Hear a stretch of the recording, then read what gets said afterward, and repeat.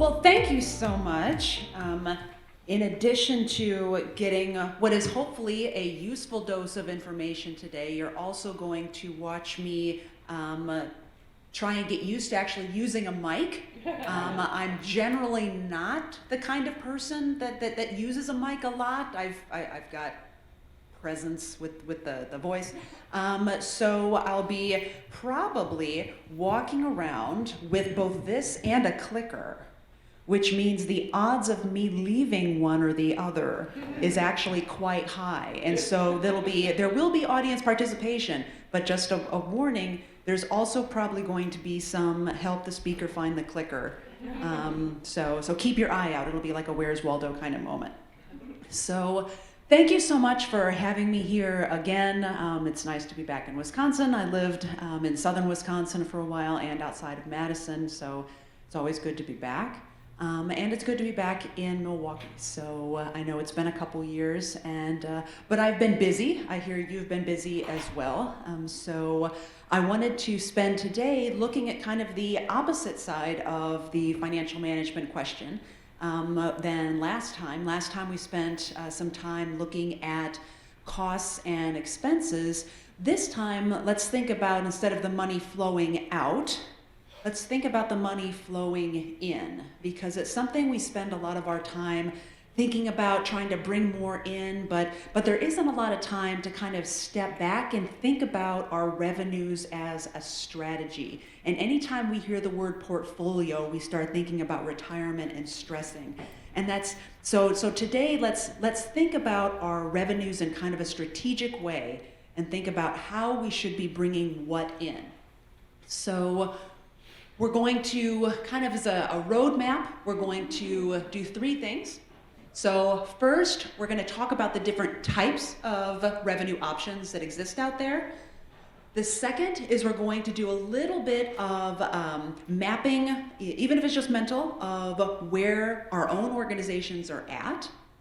So if you have easy access to financial statements or 990s on your phone, feel free to dig in. But if not, don't worry about it. You'll have copies of the slides so that you can take them back and apply them to your own finances. And then we'll ask kind of the big question for the day, and that is, what should we be eating as nonprofit organizations?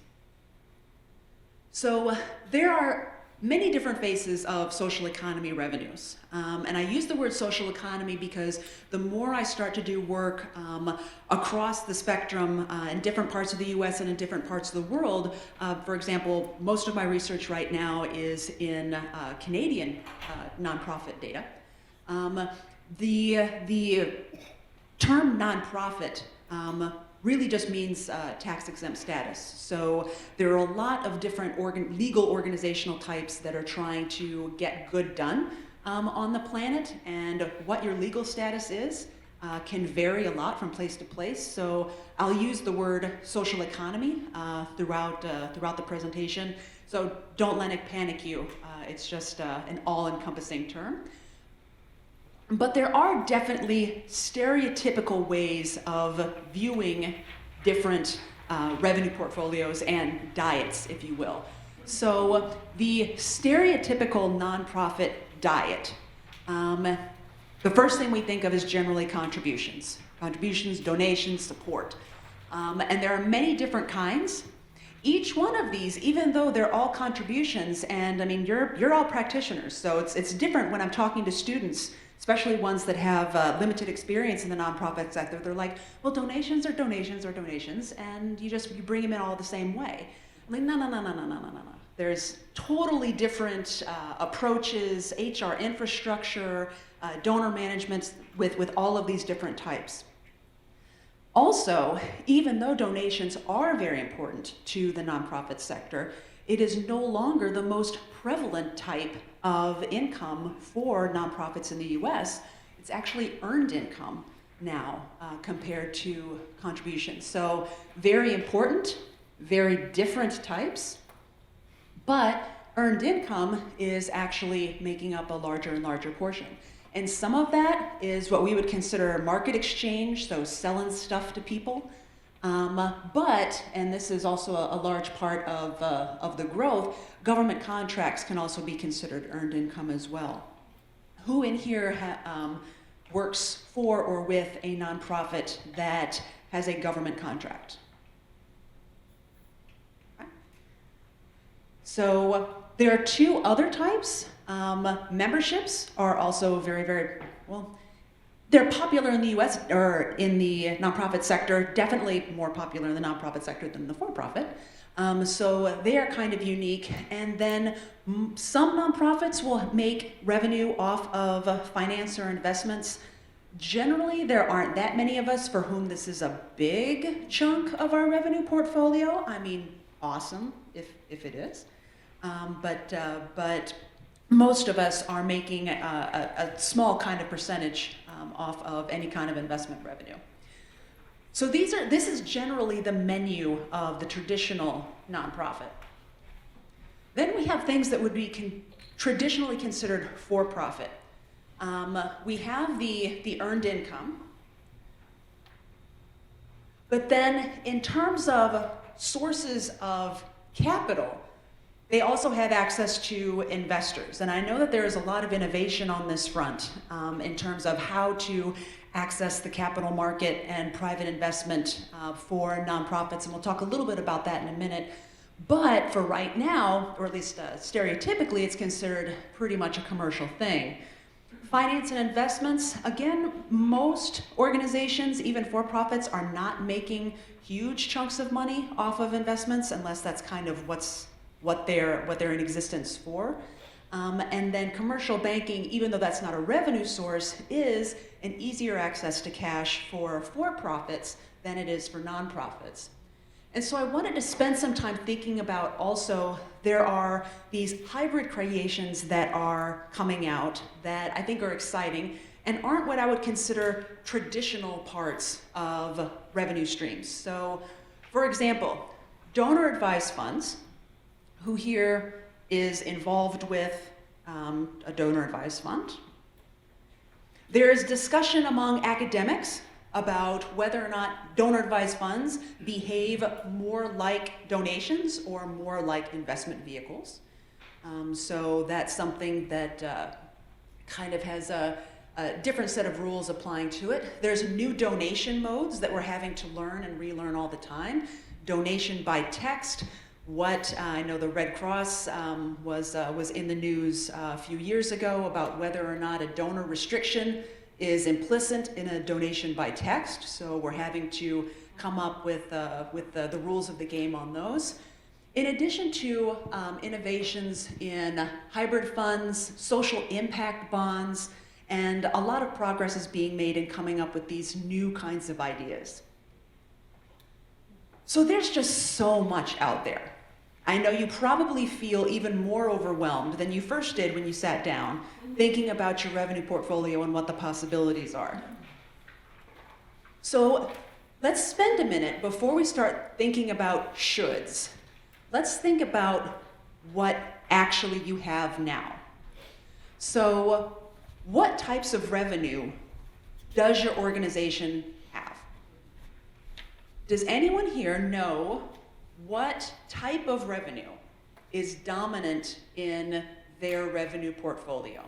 So what do you get the most money from? Yes. Pink scarf. Grants. Grants. From foundations, from government. Okay. Combination of foundation and government grants. Okay. Yes. Same. Government grants and foundation grants? Yes. Oh. Yes. Contributions. Contributions? What type? Individual and business. Okay. Yes. Fee for service. Fee for service. Do you mind if I ask subsector? Personal care. Yes. We'd also be fee for service. And subsector? Education. Anyone else?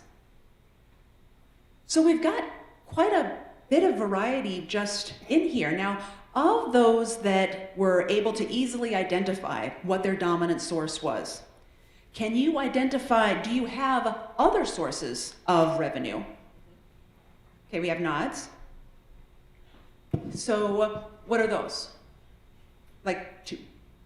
Just individual contributions Mhm. and probably in-kind business donations. What kind of, how dominated, and I hate using the word dominated because it sounds so negative, but are your supplementary revenues, your non-dominant revenues, are they a big chunk? Or, for example, or is the dominant revenue the main story? So for example, on the grants, are the grants 90% of what you bring in, or like 40% and then everything else is like 20, 20, 80. 20? For government, for grants and foundations, about 65 and about 25 for individual contributions, Hmm? and then a business sponsorship here and there. Anyone else? Special events. Special events? What you'll notice is that there is not only a variety of dominant revenues, but that everyone's revenue portfolio is going to be distributed differently. So even if you and the organization sitting next to you each have 80% from foundation grants, what that other 20% is doing, whether it's all contributions or whether it's divided up amongst 6 other different revenue types, then your financial management needs are going to be very much the same. So that's kind of one of the ideas behind portfolio theory, is that there are many different ways that you need to understand what you've got coming in. So what are some examples, now that we've talked a little bit about what we've successfully gotten done, what are some examples of a revenue type that you have tried for, and maybe it didn't work out? And I know we're talking about money, and sometimes that just makes us a little bit shy, but we are all friends here. So what comes out in session stays in session.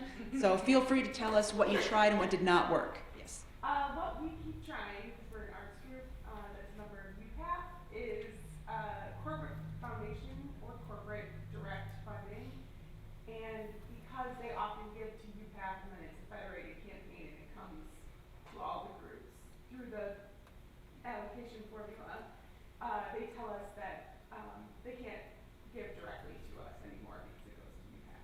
So we have trouble with corporate gifts. Mhm. And so you have trouble with corporate gifts, it sounds like, because an indirect channel of gifts is also present kind of at the same time. Right.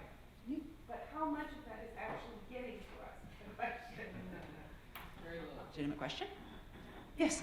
Events, we Mhm. have attempted 3-4 different types of events since I've been the executive director. All of them have been epic fails. We've even lost money on one of them before, and we've tried different avenues to do it, and it's just like I've given up now at this point. Like next year, I'm like, we're not doing any events; they don't work. And so is it something where was it a revenue question, a cost question, or a both question? So for example, was it reaching out and getting people in the door so that the money was flowing in? Or was it that once they were there, you were spending an awful lot to make sure that whatever the event was, that it was a fabulous event? Or is it both? Definitely the first one, because we were able to get sponsorship for the events and have them in nice places. But then, like getting the people there, once they were there, they gave generously, which was great, but getting them there was the hard part, even with the sponsorships and everything else. Yes. We're an arts organization that works with youth, so we thought we'd try art sales and merchandise sales, but just don't make enough to justify everything that goes into it. And it's too unpredictable. You might like the example we're doing later. But I hear you, and it's something where we're struggling to be innovative, but sometimes we just don't know where to direct these kinds of efforts. And so hopefully what you're going to walk away with today is a little bit more guidance on what are the different things that you could be trying. So I love this slide because I remember the first time I was asked to present at the Nonprofit Leadership Association meeting. They asked me to speak specifically about social enterprise. And I realized that there was a lot in common between social enterprise and losing 10 pounds. Anyone want to guess? Yes? You have to change what you're doing. You do. It's a product of habit. It's something that everyone tells you is so good for you and it's just going to be so healthy. And you should be able to do it with no problem. Yeah, I don't know if you've ever tried to lose 10 pounds, but it's not always that easy. And something that I always tell the nonprofits that I work with about social enterprise, I spend a lot of my time actually working with social enterprise, and I know that a lot of times even when we get grants from foundations, we're told that what we really need to do in addition to getting the grant is also work on developing some kind of social enterprise. And so I tell them, well, what your response should be that, one, you're going to try and become more socially enterprising. But two, is that it really depends on what it is that you do, what your mission is, whom you serve, whether or not the popular notion of social enterprise is something that is even a good fit for your revenue model. So you can be socially enterprising without starting up an earned revenue vehicle. So up until this point, we've kind of thought about the different types of revenue fitting different legal forms. So, and it kind of reminds me of the bears. So for example, if you dropped a whole bunch of bamboo on a panda's gonna be thrilled. But if you drop a whole bunch of bamboo on a polar bear, there really isn't the amount of shaming that a foundation director can do talking about how much it'd really be good for them to have bamboo. It's just not, it's not gonna work out. So same thing with dropping a seal on a panda. I mean, you get a cute meme, but that's about it. So, but the legal form question oversimplifies things. And so what I wanted to do today, and this is kind of the reason we're all here, is talk about 4 different approaches to putting together a revenue portfolio that are currently discussed in the academic literature and have been tried in the nonprofit sector. And so I strongly suggest at the end of today that you go and you pull your financial statements out. Think about which one of these resonates the most with you after the presentation, and see what kind of thoughts bubble up. And we'll do a little bit of that today. I will mention that I have done some tweaking to the slides that you currently have. So for example, the names and numbers afterward refer to different articles.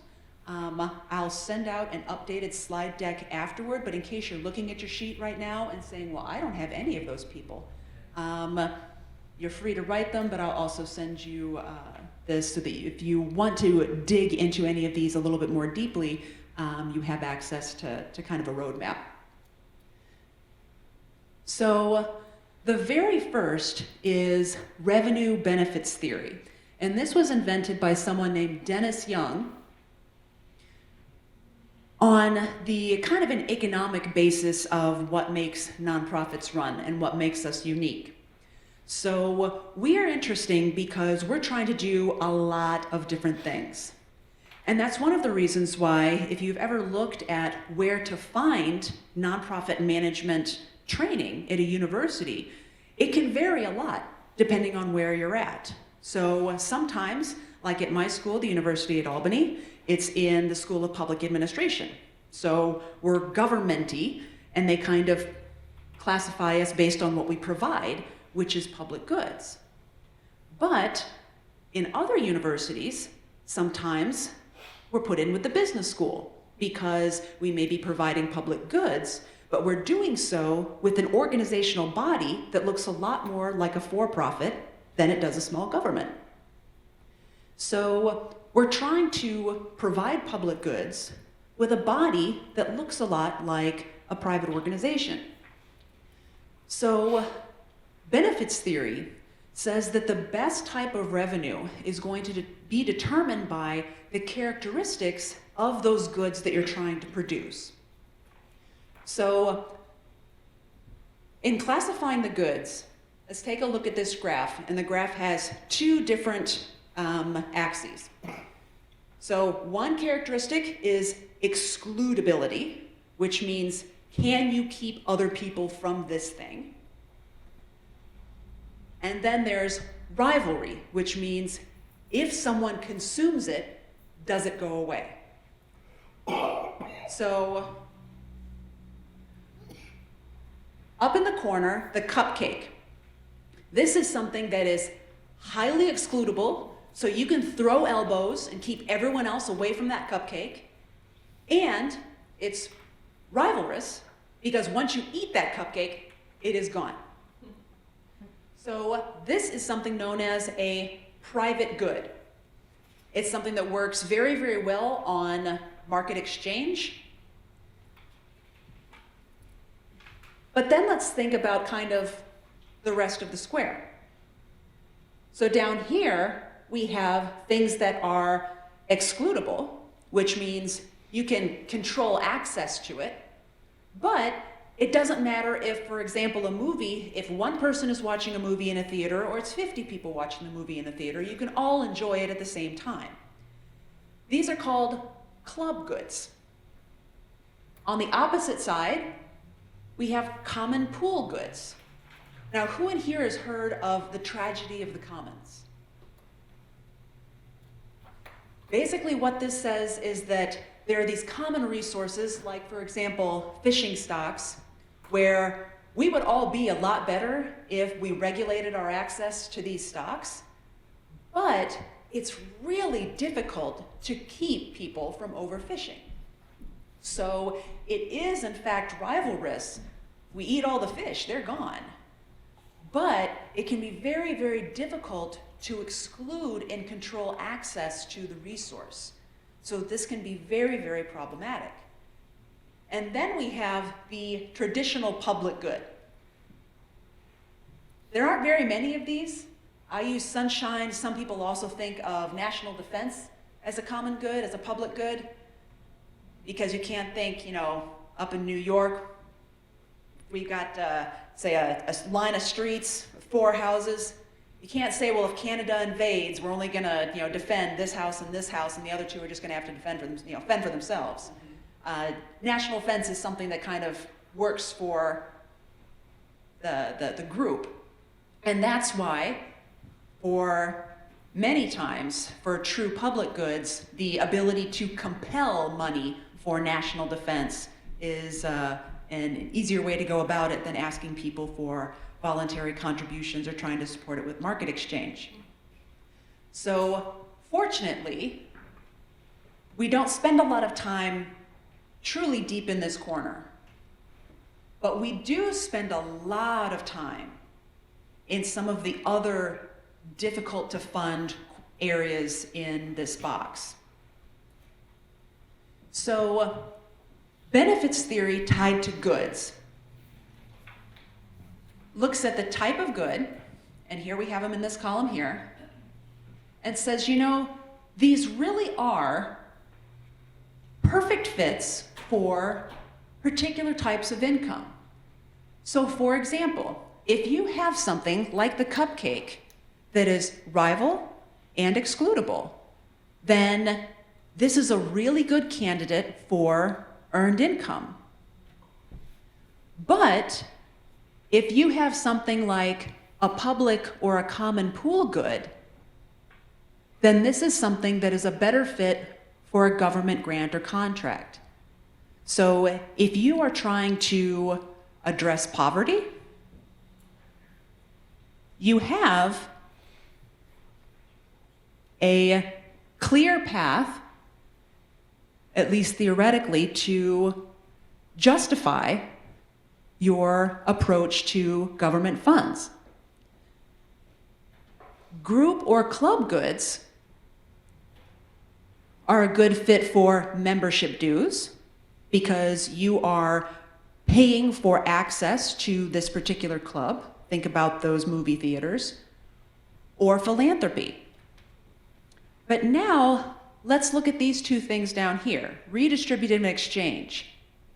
Now, Dennis Young felt that there was a shortcoming in his original approach to benefits theory that was based purely on goods, because there were definitely things that were private goods that people still wanted to provide donations for.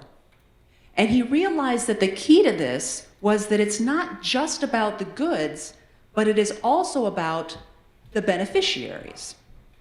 So the evolution of benefits theory included both, where it's the benefit of the good and who it's targeted to.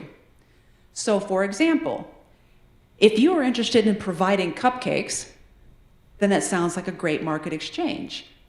But if you are interested in providing cupcakes to a group of individuals that may not be in the market, then asking for donations is a revenue that would fit well. And this is kind of where we get down to the difference between, notice, these cupcakes. Private goods are good for market, redistributional, and exchange. So the difference is the beneficiaries. Private goods are ones that go to the consumer directly, whereas redistributive goods can be the exact same thing you would be selling here, but they're going to different consumers. And this is what attracts the philanthropy and potentially even government funding, because it's not about the good in this case, it's more nuanced. Exchange goods were actually brought in because Dr. Young wanted an ability to speak to the flow of resources between nonprofit organizations. I know there's been some talk of federated campaigns. Who in here is part of an organization that is either a local chapter or you have affiliates of your own, like LLCs, you own property, preschools, that kind of thing? The flow of resources between a church and a preschool, or between sister organizations, between a nonprofit and its supporting foundation, these can be considered exchange goods. So some additional examples. Thinking about fees only. An example would be tracing a family tree, so genealogical research. Why would it be this? Because really in genealogical research, only the consumer is benefiting. However, if we compare this to something like preschool care and other types of education, there are a couple of different ways to approach it. Because it's a per pupil thing, that could be something that is fee-based, it could be earned revenue, but depending on the other goods that come about from having those kids in preschool, you could also link it to other types of revenue. There could be general public benefits, so government funding could be a totally appropriate source. Philanthropic funding could be a totally appropriate source. So it kind of is a different way of looking at your revenues. Look at what it is you're actually providing. Think about whom it helps in the broad sense of the term, all of the different audiences it helps, and then think about how, I hate using the word monetize, but whether or not those groups that are helped are able to contribute to the provision of those goods and services. So, unlike the last two, I still think that the benefits theory feels a little academic. So that's why I wanted to be sure and bring a couple handouts so that you could come through this experience with me. So I've put together an approach, and this is something I've used with nonprofits and with students, to try and think about how to practically apply this, because it sounds kind of esoteric. And so depending on whether you start with revenue type, like for example, your very first step could be, I really want to think about an earned revenue source. Or it could be where you're starting with the activity, start with one of those two first steps, and then filling out the sheet in front of you kind of helps walk you through your plan. So let's do a couple of examples. So this is very, very small type. So you should have it on your slide, but don't worry if you can't read anything. I'll hit the highlights. The revenue type is a donation. The problem and activity that we were trying to solve was that food pantries didn't have very much access to produce. The benefit fit, we sat down, we thought, okay, produce. Definitely kind of cupcakey, definitely private good. It's rival, excludable.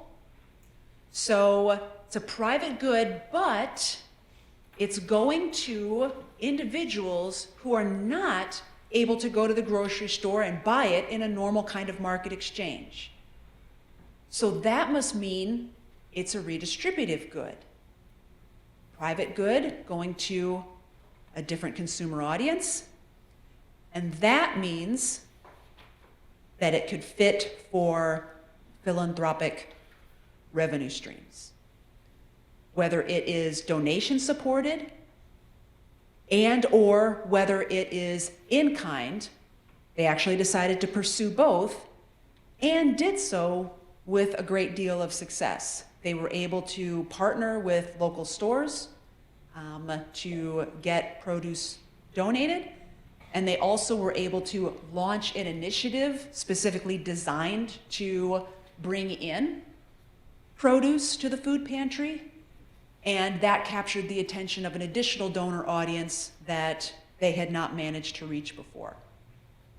It was a perfect mission fit for them, for the food pantry, and they were able to brainstorm kind of additional implementation issues. So this is how we walked through bringing produce to the food pantry. On the sheets that you have at your table, on one side it's filled out, and on the other side it's empty. On the filled out side, you will see an example that I worked through both with a class and for a local nonprofit organization that came to us because they are a service provider that works with traumatic brain injuries, and they have an art program, and they were wondering what they could possibly do with the art program. They wanted to be able to sell the art to benefit both them as a distributor and so that the actual artists could use it as a source of earned income. And so one of our jobs that semester was to think about all of the different ways that we could help provide revenue streams for this particular initiative. And so what you have in front of you is how we approach that. We actually started in this particular example with the earned revenue piece and then worked down. And so I'm not going to walk through that. What I want you to do as I take a look at the time, say the next 5 or so minutes is talk with your table and try and come up with an activity, maybe that one of you has been struggling with at your organization, and try and work through some of this sheet. So strike up a conversation and pick, and it can be something that's real life, it can be something that you've just totally made up, but more than likely, someone has been struggling with a particular gala, monetization of an art project, that kind of thing, and spend the next 5 minutes brainstorming ways to think about this in this new way and use the power of your peers to think about what revenue sources might be a good fit to try. And then we will talk about it briefly. And if we run out of time to talk about it, I would be happy to talk to you about it after the presentation. So take 5 minutes.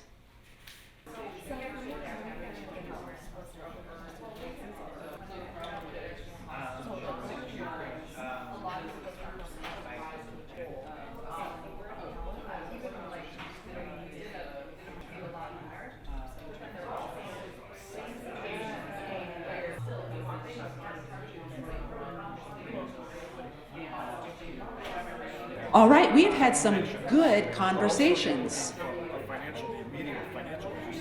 So let's go ahead and bring it back in. What does this look like in 5 years, and how can we, again, continue that national impact that we've never had? So who would like to give a quick synopsis of what you just discussed? So tell me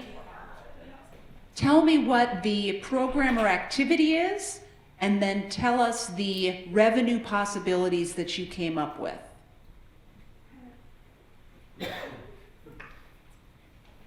If it makes you feel better, we'll only do this for one group. So.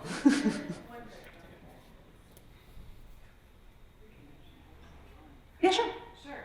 So we were talking about selling like a storytelling workshop. So any arts organization that's saying, hey, you can hire us to come in and do a service. One of the things we were talking about was how it seems that for-profit businesses will sometimes have a very low number in mind when they're hiring an arts group. They don't understand what it really costs to do the work. So among the different strategies we discussed were trying to do a better job of saying, hey, these are all the things that are included, including like the research and development, or the idea of saying, when you buy this workshop, it's also subsidizing this other item for a group that couldn't afford it. So kind of combining those two different areas, which I'll forget. Combining like the cupcake and the, one of the other ones. Well, it's like two different variations of the cupcake, kind of, because you're selling it, but then you're also selling the ability to redistribute that good to another audience. So it's a bundle. So it's like the Tom's shoes or anything else, where it's the buy one, give one. Mm-hmm. Which has been a very successful model in several instances. And then the third idea was, what if we had a for-profit subsidiary, because sometimes it seems like people are just willing to pay more to a for-profit, that sometimes people hear nonprofit and somehow they automatically say, oh, Your goal is not to make a profit. right, Yeah. right. You don't have to pay your staff well. And the funny thing is, that always comes up, which is a good segue into the next two approaches to revenue diversification, or to revenue portfolio assembly, because these are, I would say, a little bit more, I want to say textbook, but they're a different approach. Yes? Before you move on, one of the things we were talking about at our table is an idea where the organization wanted to make a product and sell that product, but one of the key internal benefits was job training for people.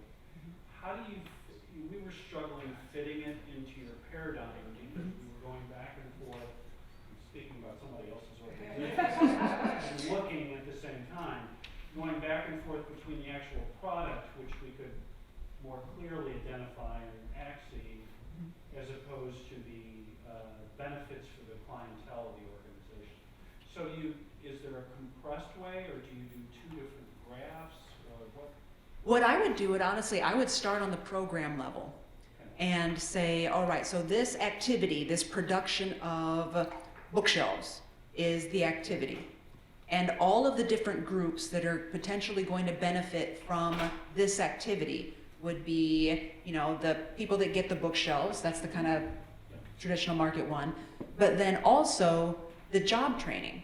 And then potentially, if it's anything like Goodwill, even beyond the job training, there are additional soft skills training going in. So that, and we see there the possibility for just, you know, redistributive. We see the possibility for public good.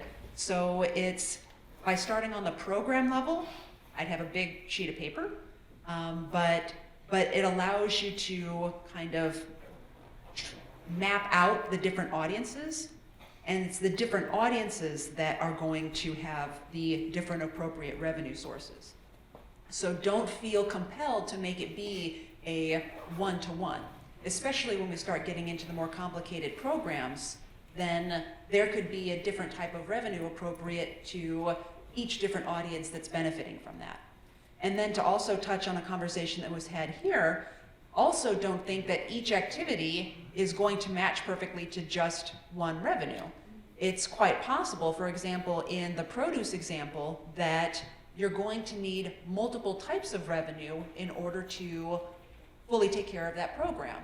So relying on in-kind donations of produce was kind of spotty in terms of supply, in terms of quality, and so in order to make the entire program run, it relied on a combination of in-kind donations and philanthropy from a couple different types of sources. So, but each one of those was tied to a different appropriate audience that was getting something good out of that program. Does that help? So, no problem. So, thinking about cross-subsidization. This is actually one of the oldest types of revenue portfolio strategy. We were talking about this back in the 80s, early 80s. And here, it's a different way of looking at the goods. So now in the benefits theory, we were really just looking at mission-related goods and who exactly was going to benefit from them. In cross-subsidization, there are three different kinds. We have mission-related goods, we have goods that are complementary to the mission, and then we have goods that have absolutely nothing to do with the mission at all, they're just revenue. Now, the example here would be museums. So we have tickets to the actual museum. Then we have art print sales, which could be thought of as kind of mission related, but in the past have been ruled by the IRS in certain circumstances to be either mission related or not mission related. And then we have things like selling soft drinks in the gift shop that enhance the experience of people at your museum, but really don't have a thing to do with why you're actually there. So it's a way of bringing in revenue and it enhances their experience, but it's not related to mission. It can be a good source of revenue.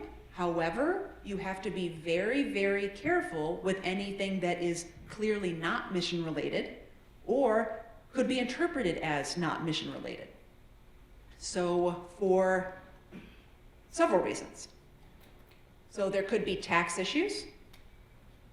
So anytime you bring in income that is not related to your mission, more than likely you are going to incur a tax liability on that.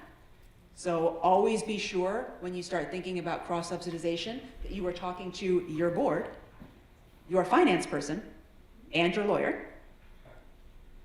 And this still might make sense for you because it does provide, you know, selling the Cokes and things in the gift shop might provide some income smoothing for you and your organization. There might also be synergies. There was a museum that put in a coffee shop and had business just skyrocket because people would actually come to the organic coffee shop and stay for the small art gallery. So it can be a good thing, but you just need to be careful. And this is related to risk management and diversification. So there was some talk earlier about having for-profit organizations and how sometimes people will pay more for a for-profit. Risk management is another lens from which you can view your revenue portfolio. So, for example, many of the churches that I know that have a daycare will separately incorporate the daycare as an LLC that they are the only partner in, but that helps them protect the assets of the church should Johnny bite Susie and Susie's parents sue. So that kind of risk management and protection is kind of the same philosophy that steers what's called revenue diversification. And you're actually very lucky here in Milwaukee because you have one of the most highly published academics on revenue diversification here. His name is Dan Neely. He's an accountant. And I warned him that I was going to talk about him today so that when he receives emails from nonprofits, then that would be why. But the idea of, who here has heard of revenue diversification? It's another one of those hot words that we're all supposed to be doing, like social enterprise. So revenue diversification means that you should have a blend of different revenues in your portfolio, if only for the reason that if something horrible happens to your main source of revenue, then you can fall back on the others and they'll help protect you from that shock. So diversification itself doesn't help you pick which other revenues that should be. What it says is there just needs to be some to help you weather those kind of revenue shocks. And so the benefits, I mean, there is some shock protection. I do a lot of research in organizational failure, and the research says that having more revenue sources actually does help protect you statistically from closure. But there are definite issues with revenue diversification that you have to keep in mind. So for example, it's great in theory to have 9 different types of revenue going. But that means you've got to have a lot of different HR infrastructure in order to support all of those different types of revenue gathering. So there may also be tax issues if you are diversifying for diversifying's sake. So something to keep in mind. But if, for example, you go home and you look at your revenue portfolio and you notice that 90% of your income comes from one particular type, that is something where you might want to start thinking of bringing in and shoring up another type of revenue into your portfolio, just to give you a little bit of safety.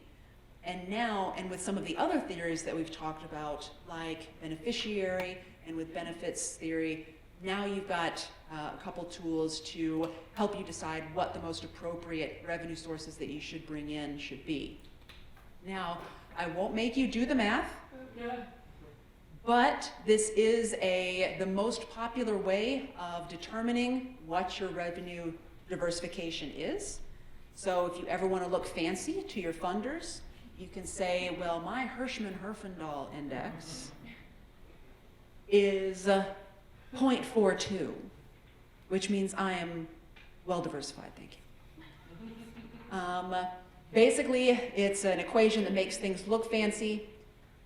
All you're doing is taking your types of revenue, dividing it by the total, and if you get a number closer to 1, it means you are more highly dependent on one type of revenue. Because think of it, if you only bring in $10 and you've got 10 over 10, that's 1 squared, 1. Always plug and chug with the easy numbers. I teach a lot of budgeting. That'll never let you down. So, but if you have a kind of a blend, 50% from one type, 40% from another type, 10% from another type, you're in a little bit better of a situation. So closer to 0 is better.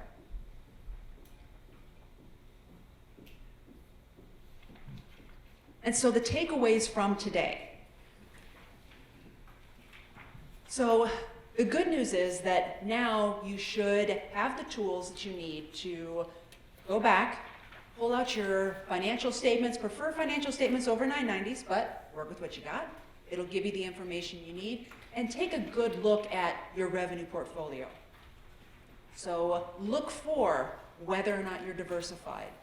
Look for whether or not you've been trying some things, some galas, some programs that just doesn't seem to be like the right fit. And take these lenses and take kind of a fresh approach. This isn't even something that you have to do formally. It's fun to brainstorm.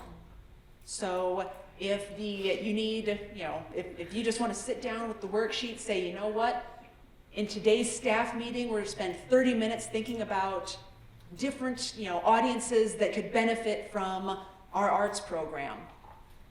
That sounds like a great and productive way to spend 30 minutes, because then you take each audience, you think about whether or not there's a way for them to help support, and you're well on your way to a more stable revenue portfolio. So if you have any questions about anything that we've gone over today, please feel free to reach out to me. As if you can't tell, because I think I'm over time, I love talking about this stuff.